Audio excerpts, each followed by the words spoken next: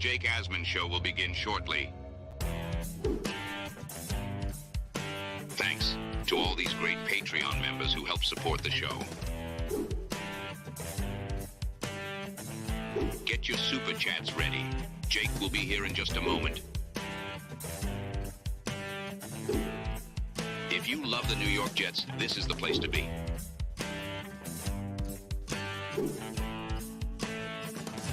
And now, the Jake Asman Show.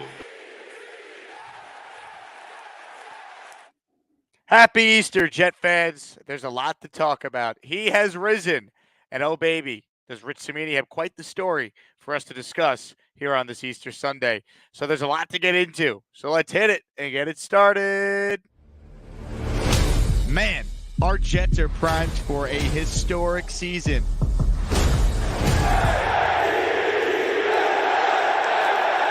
We bleed Jets green each and every day. This is not the same old Jets. We have Garrett Wilson. Let's go. We have Breece Hall. Please subscribe and hit the like button below. Super Chat, baby. Cut the line. We have Sauce Gardner. We have Quinnen Williams. The Jets bandwagon is loaded. Now it's time to talk all things New York Jets. It's the Jake Asman Show. Happy Easter. Here we go, Jet fans. A lot to discuss. Rich Cimini's got a new story that is out that sheds some light on the Jets' thought process when it comes to the NFL draft, their thought process on what moves potentially come next, and, of course, the latest with Zach Wilson, the never-ending saga that is trying to trade the former number 2 pick in the draft. Before we do any of that, let's remind you that today's show is presented by my friends at Huga House. If you want the hat I'm wearing or the hat that Aaron Rodgers is always wearing, go to hugahouse.com and use the promo code ASMAN at checkout so you can receive 15% off. Get your vintage-inspired hat from Huga House, promo code ASMAN at checkout for 15% off. Shout out to Huga House for being a part of today's show. Let's dive into what Rich Cimini wrote. So Rich always puts a Sunday news and notes column on ESPN's website, and it's a really good read, whether you love Rich or dislike Rich. He's been around the Jets a long time, and he always has some good tidbits that we could break down. So we'll start with the first notable thing that I saw in this piece, and that's the latest with Zach Wilson. So Rich talked about Woody Johnson's comments last week about how the Jets won't release Zach Wilson. He's an asset. And look, ideally, they don't have to release Zach Wilson. Not because he's on the team, but because they're able to trade him to another team to unload the $5.4 million in guaranteed money that he's owed. The problem is no one wants Zach Wilson, because if they did, he wouldn't be on the Jets right now. So in the story, Rich writes that people he spoke to tell him the Jets will have to include a draft pick in a Zach Wilson trade to induce a team to absorb a chunk, if not the entire salary. So here's how low it is for Zach Wilson's value. Even if the Jets do include a draft pick, they still would probably have to eat some of the money to get a team to take on Zach Wilson's contract. Now, the Jets are in a unique spot because they have to decide, is it worth attaching enough of a draft pick to get a team to take Zach off your hands, or is it better off to just release him and you don't save any on your cap? Whether he's on the team or not, the dead cap hit versus him being on the team is what the cap charge will be, is the same. So it really doesn't matter. But we know he's not going to be on the team. So I just wonder, at what point do the Jets just admit, well, we're going to cut our losses. We're not getting anything for Zach. It's time to move forward. I don't know at what point we hit that mark, but at some point we will. And when that happens, he won't be a Jet anymore. Simple as that. But what's interesting here is a good note in the story. $5.4 million, that's enough to cover the entire draft class as far as the first year salary cap compensation for what you would owe the draft pick on your cap. So think about that. $5.45 million in guaranteed, valuable cap space too, enough to cover their entire draft class. So you could see why the Jets obviously want to get something for Zach Wilson if possible. But once again, easier said than done, because if they could get something for Zach, I think he would have been moved by now. And that hasn't happened. The next note in Samini's story is Rich spoke with people who know Joe Douglas well. And he said, quote, some NFL types who know Douglas say they would be surprised if he passes on a top-notch offensive lineman. Rich also notes that the Jets would like to recoup the second-round pick to replace the one they sent to the Green Bay Packers in the Rodgers trade. So 2 pieces of tidbits there. People around Douglas expect him to take an offensive lineman, and the Jets ideally would like to recoup a second-round pick. Now, that's easier said than done, as we talked about.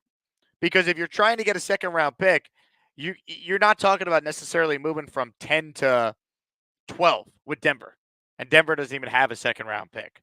Or 10 to 13 with the Raiders. You're talking about probably moving back towards the back half of the teens. Unless, as it's noted in the story, Bo Nix is hyped up as like the next quarterback that's going to go in the first round. And a team is coming up to trade for Nix, which I don't necessarily see as something that is going to happen at this point. We also don't know whether or not 4 quarterbacks are truly going in the top 6. What if one slides that's unexpected? If that happens, then maybe one of the quarterbacks could actually make it to 10. And then the value for that number 10 pick is increased as the Jets could move back. Rich noted in the column that he believes what I believe, that when Douglas was talking about, we have flexibility and I won't rule out drafting a quarterback, that was more smoke than anything else. I agree with that. And I thought this was an interesting note. So Samini spoke with Mike McCarthy, the head coach of the Cowboys, about Tyron Smith. With the Cowboys, Tyron Smith missed an average of 6 games per year since 2016 because of injuries, including back and knee issues that flared up last season. When speaking with McCarthy asked about Tyron Smith, said, quote, he has a lot of football left. I just think he's played a lot of football. The injury challenges he has, that speaks for itself. I thought he did an incredible job last year. I thought our plan for him was probably the best that we've had in my time there. If he stays healthy, they got themselves a special player.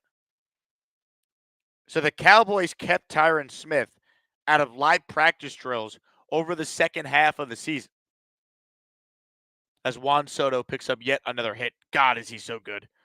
Tyron Smith finished 13 games played, his highest total since 2019.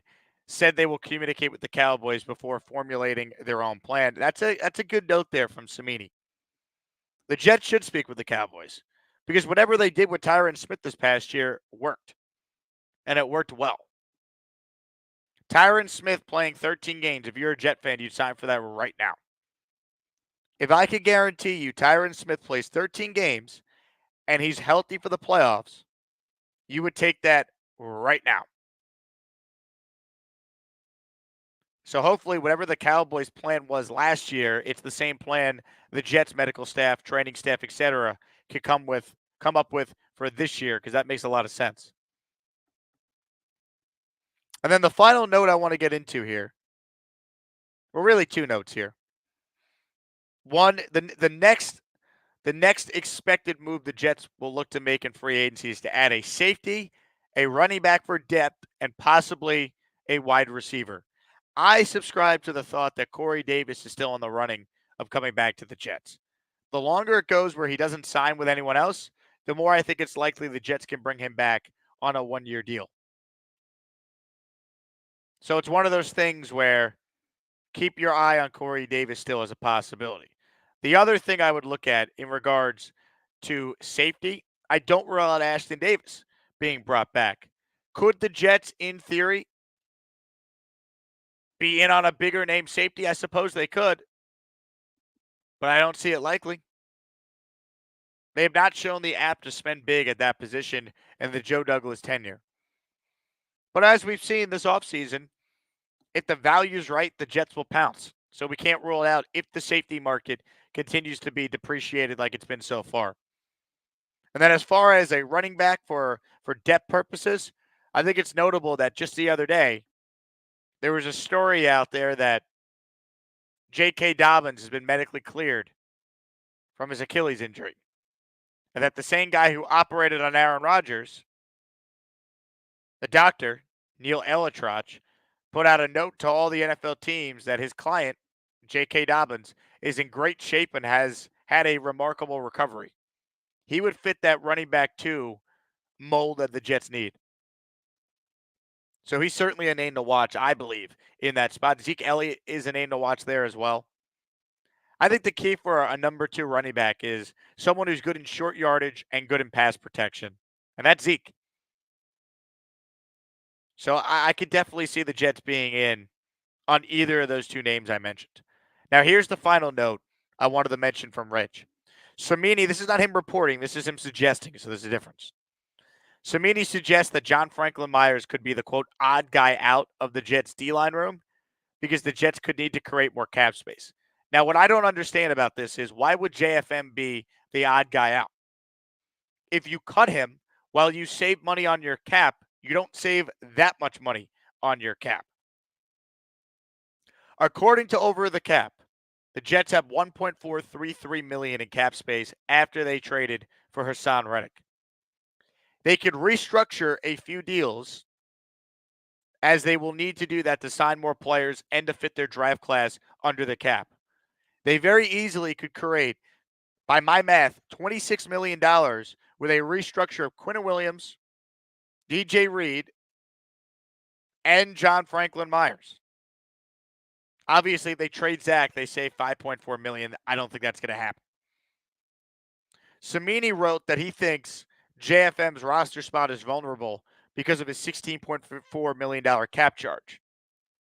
If they just restructure JFM, they save $9.2 million and they keep a damn good football player. So I don't see why you would just cut JFM because guess what? You would then need another edge rusher. The reason why they traded for Reddick is because they need another edge rusher. So I don't think they would just release JFM. That wouldn't make any sense. I'd restructure him. JFM's a good football player. He does a lot of the dirty work on that D-line. He's good against the run. He's a decent pass rusher. He's versatile, could play inside, could play outside. You could have a pass rush package next year, in theory, where it's Quinton, JFM, and then Hassan Reddick and Jermaine Johnson on the edge. And the other thing that Reddick brings the Jets is the ability to line up everywhere on the field. He could be a stand-up edge rusher.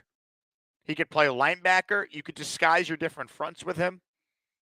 So the idea that you would, after acquiring him, then get rid of JFM, that doesn't jive with me. I don't see that happening. I think the Jets will restructure his contract, not cut him. Because they really don't save that much money by cutting him. I think if you want a defensive lineman, that could be a goner. I don't know if Michael Clemens makes the team this year. Michael Clemens could be someone they trade away during the draft to get like an extra pick. Could JFM maybe be trade bait, as I see some suggesting in the comments? Perhaps, but I don't know what you're really getting for JFM. So I don't think John Franklin Myers is going to be cut. If anything, I think he's a clear restructure candidate for this football team. So those are some of the notes from Samini's story there. Some reporting, some speculation, but overall, pretty good breakdown on where things are at with the Jets following the Reddick trade. Also included some quotes from a Jets legend and Pro Football Hall of Famer Joe Klecko, who went to Temple and obviously watched Hassan Reddick in college and is quite familiar with his game. With that being said, let's open it up to some comments and questions. Super Chats will cut the line here on Easter Sunday. I wish you all a happy Easter. I hope you're cooking up a phenomenal Easter meal of champions, just like the offseason that our guy Joe D has cooked up so far.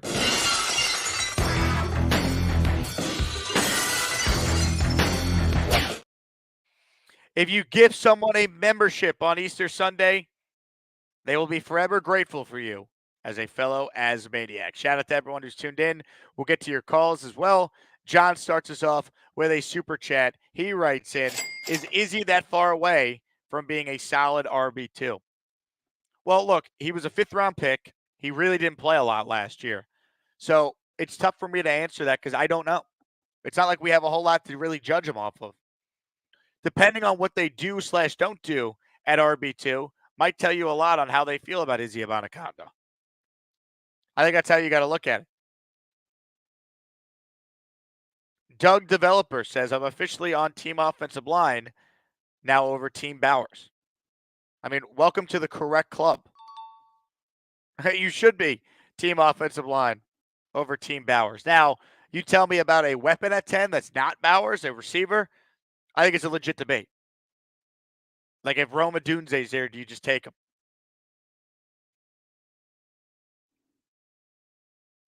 So we'll see. Let's get to some calls now. You know, there's a saying in my business that a V-man phone call on Easter is always one of the best V-man phone calls of the year. So let's find out if that's true. It's time for another V-man call. Hopefully he's not sleeping. Adios mio. Happy Easter Sunday, V-man. Happy Easter. I see you also have the Yankees game muted in the background, I'm guessing. It's right here, V-man. It's right there. Same. No, I'm watching it. I agree with you. I am. No, I agree that they're going to probably go O-line at this point. Honestly, I'm confident in that. It'll be an interesting draft. I'll see what they do with the rest of the picks after that. It could be a big smokescreen, though. That's the one thing we don't know, right? Like, people around Douglas are saying they're going to go O-line, but because that's his MO.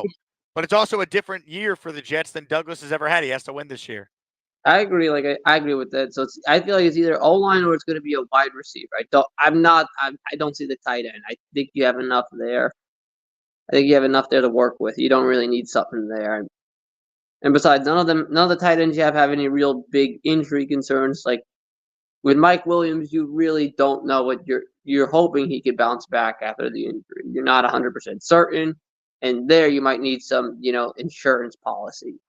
It'd make more logical sense that as it would on the offensive line, because the same issue lies there with AVT and both left tackle's name fogging in my memory right now.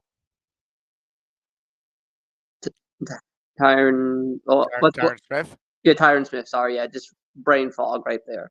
Tyron Smith, they're both injury concerns there, so you want to get some insurance policy on the offensive line. I agree. Those are the two spots you need it on. So Jake, what are you doing for Easter? I'm working, actually. I'm on the radio from 4 to 6 Eastern on ESPN. I gotta head into work at night, but before that I'll be just relaxing, trying to enjoy this game as long as I can. Have you had any cocktails yet, V-man? No, I'm not doing anything today. Why was that such a defiant no? I feel like you're always drinking. I'm not always drinking. What do you mean? I feel like there's two things you're doing in life, drinking or sleeping. No, I do other things than that. All right. Well, V-man, I excuse me. My voice is shot. I hope you have a wonderful Easter and good luck with the work shift tonight. All right, thanks. That's the end of that V-man call. Now he can go back to sleeping. Well done, V-man. Well done. Let's see. John wants to know, how much tape has Jake actually watched of Brock Bowers? Well, we did a whole episode of this show where we did a film review on him. We also have frequently played clips from his on the show. I mean, I've watched him, John. He's a really good prospect. He is a playmaker. I see what you're saying. He's also still a tight end. I would feel more comfortable with the Jets, given their history of getting it wrong in the draft, taking a draft prospect that plays a more premium position. I consider receiver at this point in the NFL in 2023 or 2024 now a premium position. I like him. I just don't like him at 10. I think there's a better way they could use that 10th pick, such as trading back. Honestly, let me ask you this, John. If they traded back with Denver from 10 to 12 and got an extra third, you wouldn't like that end Bowers in that scenario rather than just take him at 10 and call it a day? I mean, I would. See, I'd rather get an extra top 100 pick if I'm going to take Bowers. If I'm staying at 10, I don't want to take a tight end who I think could be there if I wait 3 or 4 slots. I don't know who's coming up to take Brock. I think the earliest he goes is 10 to the Jets. I don't see him going before then. So if I'm the Jets, I'm waiting. And if I can get him, great. If I can't, fine.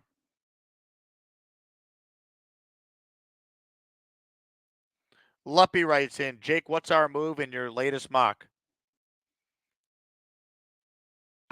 Luppy, as I sit here right now, I see the Jets probably taking an offensive lineman. I do. Now, I hope they take Olu Fashanu because he can play left tackle, or I hope they take Fontanu from Washington because he can play tackle and guard. And I think that'd be incredibly valuable for the Jets this particular year to cover your bases with depth signings. But look, things are going to change. We know this. They always do. They always do.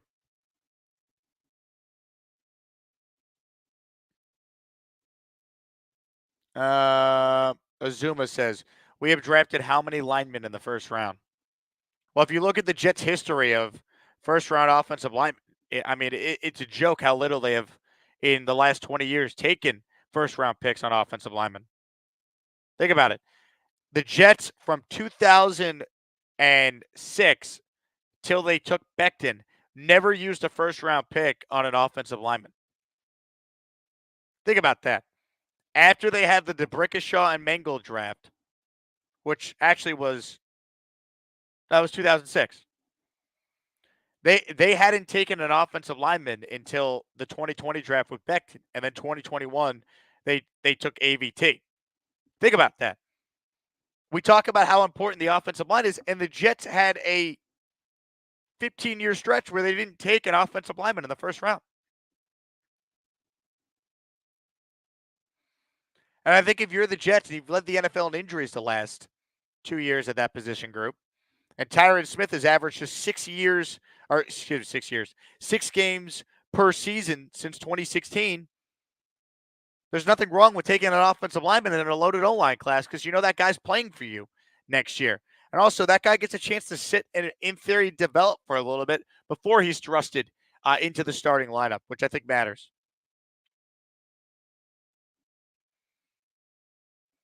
Jay says, we need another wide receiver. Williams may not be ready. They do need another wide receiver, but what do they need more, a lineman or a receiver? See, I think you could answer offensive lineman because if you think about it, Rodgers just being back makes your receivers better. He makes everyone on your team better that catches passes. He turns Tyler Conklin into a much better tight end. He turns Jeremy Ruckert into a much better tight end. He utilizes Breece Hall better than Zach Wilson, Tim Boyle, and Trevor Siemian could. In fact, Nathaniel Hackett didn't even know Breece was good out of the backfield until after the Giants game. So, yes, right now I don't love the receiver room they have, but they have a true number one in Garrett. So I think there's enough there to get by before you add someone like a Corey Davis type in free agency, or you go out there and you draft someone on day 2. Right? You have that 72nd overall pick right now. Maybe they're trading back from 10. King and Dreams with a big-time super chat. Jake, my G, happy Sunday. Welcome back to NYC Jet Up. Thank you, King and Dreams. Appreciate that. Happy Easter Sunday to everyone tuning in live right now. Please do me a favor. Hit the like button if you haven't. Subscribe to the channel. If you're not an Asmaniac yet, hit that join button. Bang Mateo chimes in. Uh-oh. Let's tackle a 10. What if AVT is the one to go down? Well, that's why I think the appeal of like Fuaga or Fontanu, guys who could play tackle and guard, or Olu Fashanu could probably do that too. That's the appeal of those guys. Especially Fuaga and Fontanu. Fuaga could instantly play guard for you for a year, and Fontanu can too. The comp for Fontanu I've seen by some is AVT. So that tells you all you need to know. Let's get back to your calls right now. Doug is on the couch on this Easter Sunday. Hello, Doug. Jake, before I get into the Jets, how awesome is Juan Soto? Oh my God, dude! I mean, I saw a great tweet. It's like the Yankees are no longer the P words when they play the Astros because It's crazy. I know it's only 3 games in, but I have not felt this good about the Yankees in years and years. And this was without Garrett Cole for the first 2 months too. Yeah, So, look, if they could survive the first 2 months without Cole and you get him back, watch out. yeah, but I kind of agree with what you said. But although I saw a tweet earlier, Samini doesn't really understand the cap because the past 2 years he said, "Oh, the Jets need to cut C.J. Mosley to get under the cap." So if that happened, that would have been bad. Yeah, well, that's why I clarified the stuff about JFM wasn't him reporting; it was him speculating. Yeah. The other stuff that I mentioned, where I said reports when he's saying he's speaking with people, Yeah. that to me is qualified as reporting. But yeah, I mean, look, to be fair to him, does anyone understand the cap? That's why I always No. joke it's fake. No one knows what's going on. Also, I think V-Man only drinks on days that end in a Y, and today's Easter, so maybe that's an exception of days that end in a Y. I don't know. Maybe you're onto something, Doug. I haven't thought about that. But he usually only drinks on days that end in a Y, so I'm a little confused why he's not drinking today. But have a great rest of your day. Go Yankees. Going to be a great year. Doug, appreciate you, man. I hope so. It took me leaving Houston for the Yankees to finally beat the Astros in big spots. People are like, well, they won the last 3 against them last year in Houston. I'm like, oh yeah, I was there. I was at those games. They were playing all the kids. They called up Wells and Dominguez. Like that wasn't like a big spot. The Yankees were already eliminated. Luppy writes in, happy Easter, Jake, and to all the Asmaniacs. Shout out to all the Asmaniacs on this Easter Sunday. Become an Asmaniac by hitting the join button. It gives you all the bonus perks that come with your membership and gives you the custom emojis. The next emoji we're working on, after we added the Charles Chicken Soup emoji, by the way, is going to be one that's going to change the world. I need some of your mama's chicken soup. Be ready.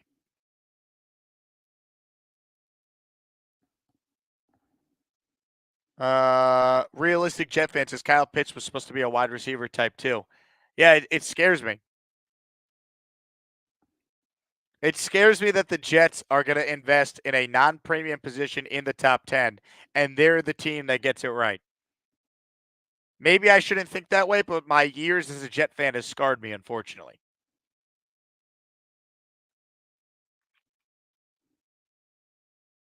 Sean writes in, I don't think there's that much of a drop-off in the tackles in this draft. A lot of prospects are in a similar tier. I think the Jets feel that way too, Sean. I agree. I think when Joe Douglas comes out and says it's an absolutely, absolutely loaded offensive line class, I think you can kind of read between the lines there, and that's exactly what he's intimating, right? Like, if you think it's such an incredible O-line class, well, in theory, then you would be comfortable trading back. Right? You would be comfortable moving down in the draft because you feel like there's so many good offensive lines or offensive linemen that you could take in this draft. So I think that matters. And I think from like a Jet standpoint, you want it out there that the Jets are trying to trade back or they're open to this position. They're open to that. You don't want what happened last year where, you know, they're in this like this obvious spot where even if they deny that they had McDonald ahead of any of the offensive linemen like Broderick Jones on their big board, you pigeonhole themselves. But watch Douglas's body language in this clip from last week and then listen to his comments here. I think the Jets have every intention, if they can, obviously you need a team that wants to come up, which is easier said than done, to trade back. Well, I think this is an unbelievable O-line class. It's an unbelievable class at quite a few positions. But I think where we're at now, we have great flexibility to go in any direction that we see is best for us moving forward. So I think it opens the door to a lot of possibilities at 10. I think he was like, it's an unbelievable O-line class. And he's like, oh, let me make sure I say it's an unbelievable class at other positions too. Like, I think he caught himself there. I don't know. Maybe I'm reading too much into it. But I talk about this team every day, so we need something to discuss. All right, let's just keep letting JD cook. He's had a good offseason. It's time to win now. We all understand that it's time for the Jets to win. Please, it's too much winning. We can't take it anymore. I want too much winning. A-Rod's left Achilles writes in. I think a trade back has to be serious consideration, even if we don't get a second. I agree with you. I know everyone wants the second, but you can't tell me if the Jets are taking an offensive lineman at 10 and Denver calls up and says, hey, we want to get the 10. Bo Nix is our guy. We're worried the Vikings might take him. Let's say the Vikings don't have their quarterback. They didn't move up for McCarthy. You wouldn't take Denver's 76th pick in this year's draft to move back 2 spots? Because you know Denver's not taking a player that you want. So you wouldn't do that? I would. Let's use another team, for example. Let's say Vegas loves one of these quarterbacks. They want to come up. Vegas has a 2nd round pick, but say they're not going to offer you that. They have the 77th pick in the draft. That's a 3rd rounder. You wouldn't move back from 10 to 13 and you get an extra 3rd? Because then you could package both your 3rds and move into the 2nd round if you want. And then you still have 2 4th round picks. Right? Like, it just gives you more flexibility if you get another top 100 pick. So I agree with the thought process that they could be looking to trade back even if they don't end up getting another 2. I think that is a real thing.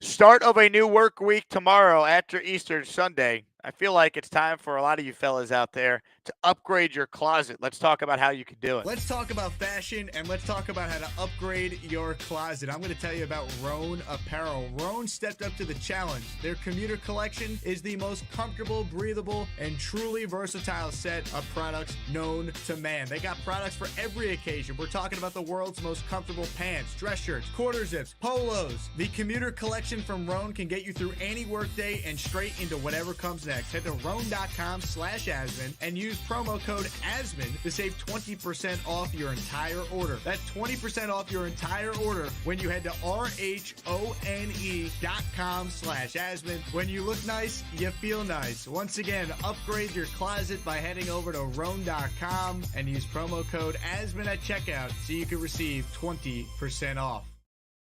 Check it out, roan.com, baby. They'll make you look handsome, even if you're ugly. That's my saying, not theirs. I want to make that clear. All right. Some of you guys, I mean, yikes. Just kidding. Tyrone writes in with a super chat. Happy Easter, Jake, and to everyone so excited about the season. Can't wait. In JD, I trust. Go Jets. Amen, Tyrone. I'm excited too, man. They're doing it to us again. They really are. Somehow, some way, they've done it again. And did you say can't wait? To all the non-believers. To all the non-believers. Anybody can be beat. We're pissed off. People gave us no chance, like we barely made it in playoffs. We're a good football team. For all you non-believers, disrespect us, talk crap about the defense like we ain't the 3rd best defense in the league. All we hear is about their defense. They can't stop a nosebleed.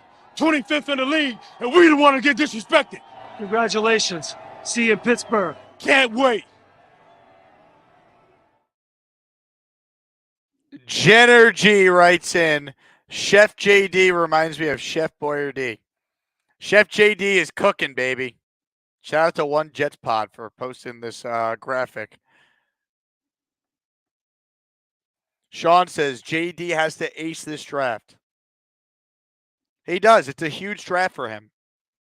Douglas's drafts have been spotty. You have the all-timer, and then you have a couple other picks that have been good. There's been a lot of misses. A lot of Joe Douglas's tenure, too, will be defined by what the 2023 draft ends up being, because now we'll have another year to evaluate them. And what I mean by that is, look at the roles those guys are going to play on the team this year. Tippmann's your unquestioned starting center. He's a big piece to your offensive line. Will McDonald's about to take on a bigger role this year. What is he as a player? And you keep going down the list. That draft could have a lot to do with the outcome of the season. Could raise the ceiling for the outcome of the season. Jet Orange writes in, 72 and 76 can get you back into the 2nd round. Yeah, for those who are big on getting back into round 2, Well, if you can't get a true second-round pick, acquiring an extra third and using both threes to then get back in a round 2 in an all-in year so you can get a better player is without a doubt an option for this team. NY Jets superfan says we ain't trading up to pick Marvin Harrison Jr. or Neighbors without giving up this year's first and next year's first. Stop dreaming. Well, obviously you're giving up this year's first. If you're moving up to get one of those receivers, you're trading away pick 10. Now, are you trading next year's one? I tend to probably lean with that's what it would take, but maybe a team in front of you is so desperate for picks that they would take next year's 2 instead, as Daniel Jeremiah put out there. So if that's the case, you consider it. J-Mag says, trading with Las Vegas would make the most sense. You could end up with a pick in every round. No question.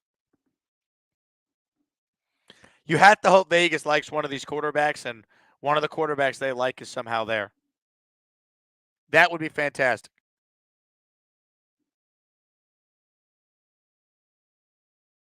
That's what you got to look at.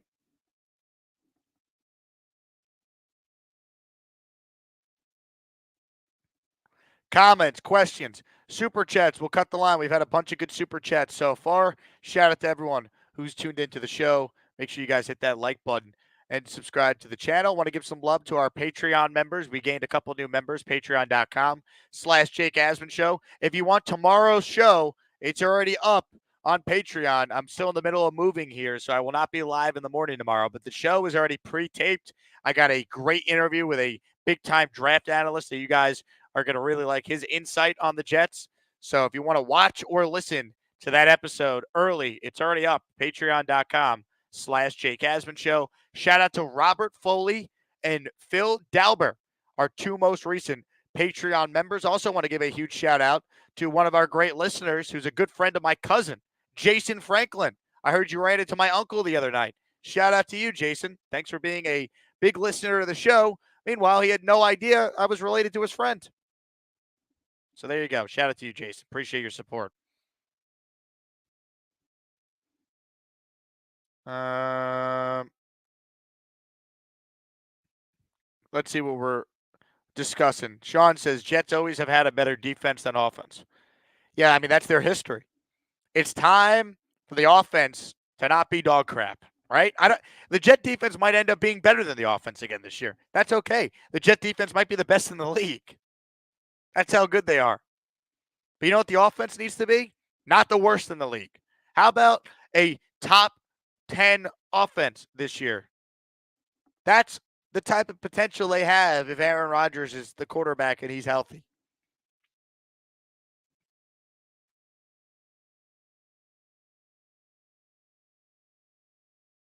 Allen says, Rams ace the 2023 draft with day 2 and day 3 picks. I pray Douglas does the same.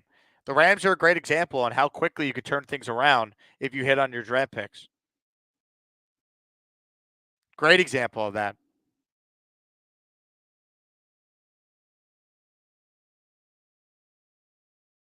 Hennessy checks in. We need offensive line depth. Trading up wouldn't be smart, point blank. It depends what it costs to trade up.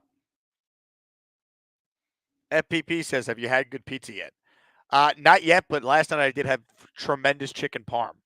And I've already had a cream cheese and lox bagel. I've had a bacon, egg, and cheese. So I've had a good weekend. I feel like crap.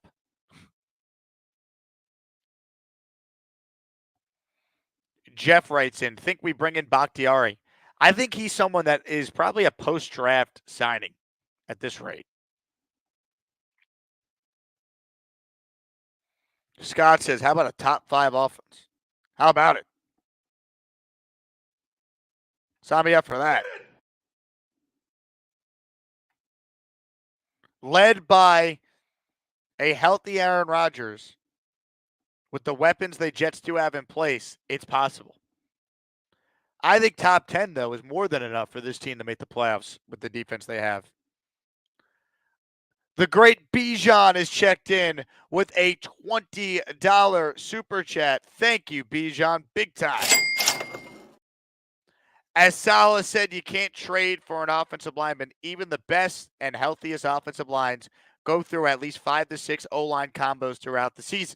Trade for a wide receiver midseason with a 2025 second or third. Look, you make a great point, Bijan, and I've talked about this at times. God forbid the Jets suffer an injury to a Garrett Wilson, or Mike Williams is not ready, or he's not the same guy. It's easier in season to acquire a weapon than it is to try and fix your offensive line if they're decimated by injuries. You try to fix your offensive line in season, you end up with Roger Saffold. When you lose, you're a loser. I suck. Joe D sucks. We all suck. JD sucked with the Roger Saffold move. So, I'm with you, man. I'm with you. Now, look, I think you could try and add as much depth as possible. The Jets are going to keep 10 linemen on their roster this year. Most teams keep 9. I think they've already said that they're going with they're gonna go with 10. Like Douglas came out and said one of his regrets was not keeping 10 from the beginning. But let's be real, with the amount of injuries they had, it wouldn't have made a difference. I think the approach of bringing in Bakhtiari or Donovan Smith is still on the table. I think the idea that Connor McGovern is still out there, I think he's someone they can bring back.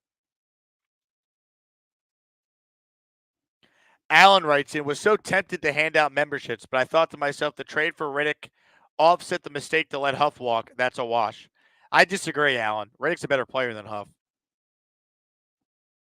But it's your money, so I'm not going to tell you to not hand out memberships.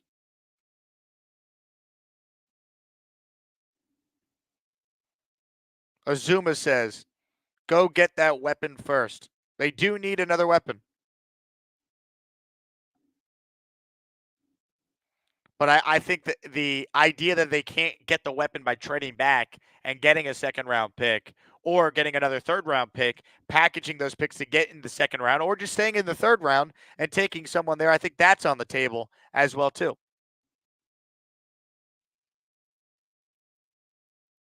So there's options. They clearly need another receiver. I think they'll add someone. They might add 2. Luppy writes in, 418 watching, only 25 likes. Hit it. I agree. Hit the like button.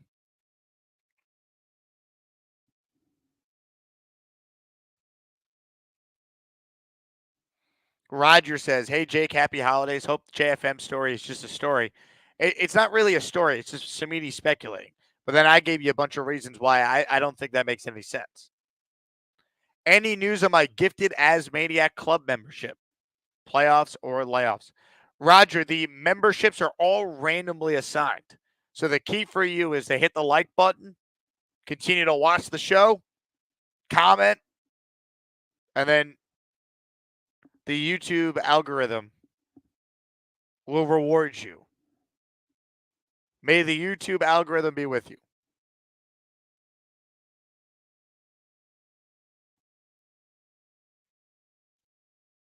Let's get back to your calls right now. Gusbuster Hotline, Ricky NY up next. What's up, Ricky? Hey, what's happening, Jake? And Happy Easter. Happy Easter to you too.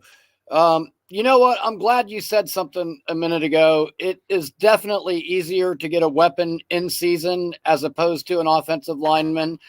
Good offensive linemen are hard to come by. And that's one of the main reasons I didn't kill JD last year at the trade deadline, because honestly, I mean, if we would have added a offensive lineman, would it have helped? Probably. But I mean, our line was so decimated. We needed an overhaul all the way across. There was no way we were adding that many people. I mean, it sucks, but after a certain point, we were just screwed. We were just stuck in the position we were at. At any rate, I'm looking forward to see what we do. JD has drafted a running back every single year, so I think that's why we haven't added a running back yet. And I still think there's going to be like a Quandre Diggs edition, but I think it'll probably happen after the draft. And, man, I just can't wait for this next 3 weeks to tick away so we can see who we're getting. It's coming, Ricky. It's coming. I appreciate you, man. Great call. For those curious, 25 days, 5 hours, 8 minutes, 41 seconds from right now, the 2024 NFL Draft will be open.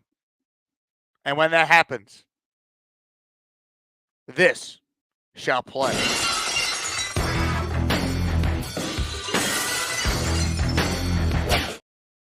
And it's a big one for Joe D. There's no doubt. Let Joe D cook. But it is a big one. But Ricky's right. It is much harder to find an offensive lineman in season than receivers in season.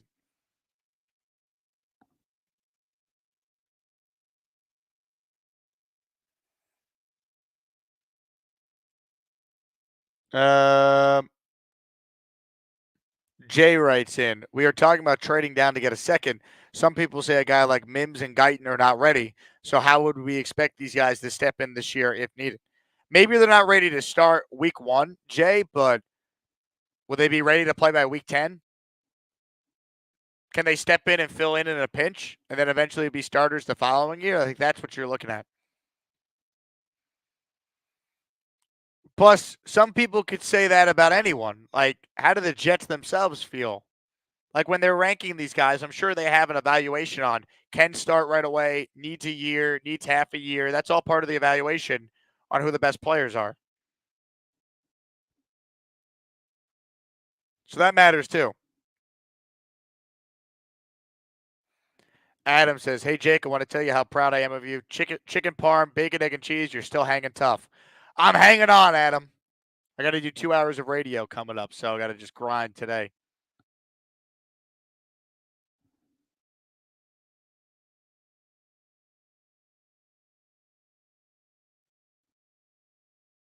Oklahoma says, Garrett Wilson was a great pick at number 10 last time we owned it. No doubt. I think the thing is, though, when you look at the receivers in this year's class versus the Garrett Wilson class, let's see. Oh, yeah, got him. He's out. Caught stealing in the Yankees game. The receivers that year versus this year, this is a better receiver class in general. Like, honestly, if Garrett Wilson was in this class, he probably is the 4th receiver taken. Now, look, I think Garrett will probably end up being better than at least 1, if not 2 of the big 3 that we're talking about in this year's class. But just as, like, evaluating them as draft prospects, Garrett would be behind his old teammate, Marvin Harrison. And then there'd be a debate. Is he better than Odunze? Is he better than Neighbors? I think Neighbors would be ranked higher. So it just shows you that just because you're ranked a certain way doesn't mean that you pan out at that position. Obviously, we know how it goes for quarterbacks, but it's the same for receivers. Jets have a pretty good history of receivers at number 10. Al Toon and Garrett Wilson. Not too shabby. Lee Van writes in, Google won't take my super chats. Lee Van is down in Mexico. We've been following his vacation ventures in our Discord chat.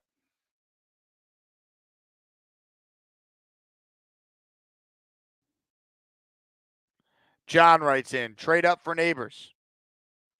Odunze at 10, 3 Bowers, hopefully trade back, 4 trade back, offensive tackle, wide receiver in the 1st or 2nd.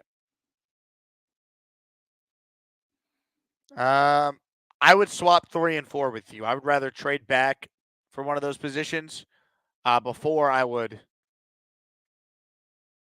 take the tight end.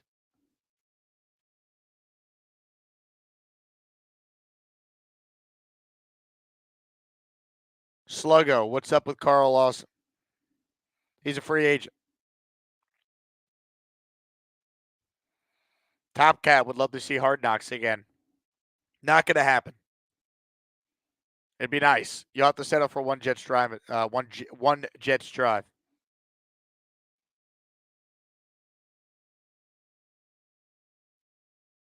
Ricky writes in, I'll say it again. If Trey Benson's there at 72, we jump on it. Douglas has drafted a running back every draft. I don't know if he'd do it in the 3rd round, though, Ricky, but they do have 2 4th-round picks. One of them could easily be a running back. If they go into the draft without an RB2, watch for the Jets to draft a running back if the board plays the way they like it. They could add an RB2 post-draft. There's no need to do anything right now.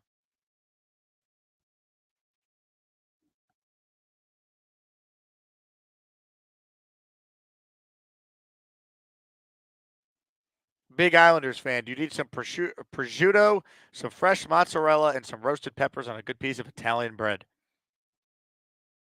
I would agree. That sounds wonderful. As Altuve hits a home run because, of course.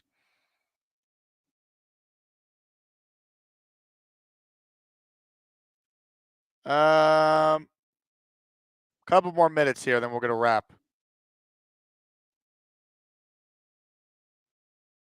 Sluggo, could they trade Lawson? Sluggo, he is a free agent. He is off the team. And unfortunately, Sluggo, we have to do it to you. Excuse me, miss. I need to return this damn child. He's no good. Sometimes a child just is no good. Take this one back. Need to do it to you. We love you, Sluggo. Last chance to get in. Comments, questions, super chats, cut the line. Appreciate everyone tuned in to an Easter Sunday edition of the program. John writes in, this is an offensive league line, and playmakers are the formula. It's an offensive league, yes. Playmakers are incredibly important, no doubt. But you're not going to be able to get the ball to your playmakers if your offensive line is god-awful. John says, extend DJ Reed. Agreed. I don't think they're trading him. The DJ Reed trade speculation is not coming from anywhere or anyone credible. Adam says, hey, Jake, can you give a shout-out to my 5-year-old son, Aiden? Hey, Aiden. Happy Easter, bud. Shout out to you. Azuma says, our line is not awful. Of course it's not awful on paper. If Tyron Smith gets hurt, who's replacing him right now? Carter Warren? Max Mitchell? Go watch the film of what Hassan Reddick did to Max Mitchell in the Jet Eagle game this year. You want that guy protecting Aaron Rodgers?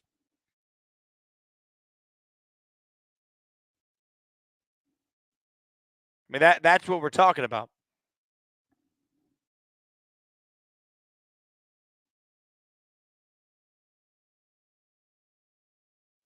Eric says, where's the Rob the Nutbuster hotline blank?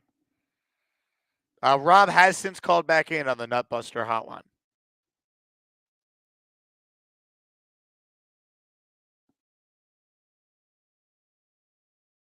Jay writes in, what would you paint on JD's dome if it was an Easter egg? I'd paint a goat sign if the Jets win a championship.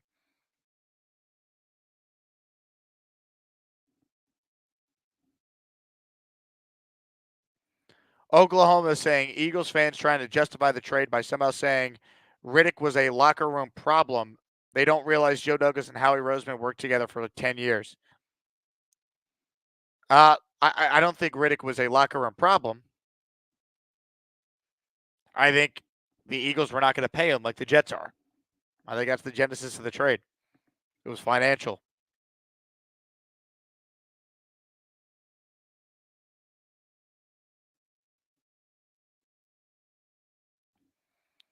O-Rock says, I think we've seen the extent of our moves until the draft or after. I do think there could be another signing before the draft, but I think, when we talk about safety, backup running back, possibly a receiver, each of those you could argue it makes more sense to wait until you see what the Jets did in the draft first. There's no doubt about it. On that note, that's going to wrap our show. Thanks to everyone who took time on this Easter Sunday to tune in. He has risen, Jet fans. Aaron Rodgers and Jesus.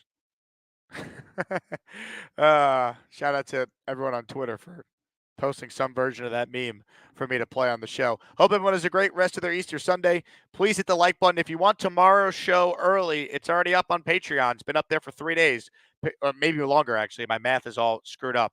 Patreon.com/Jake Asman Show. Thank you guys again for tuning in. Please hit the like button on your way out of here. It goes a long way towards the show continuing to grow. And I will talk to you guys soon. As always, go Jets, Jets, Jets, Jets, Jets. And let's, of course, go out there and finish the weekend strong, baby. Talk to you guys soon.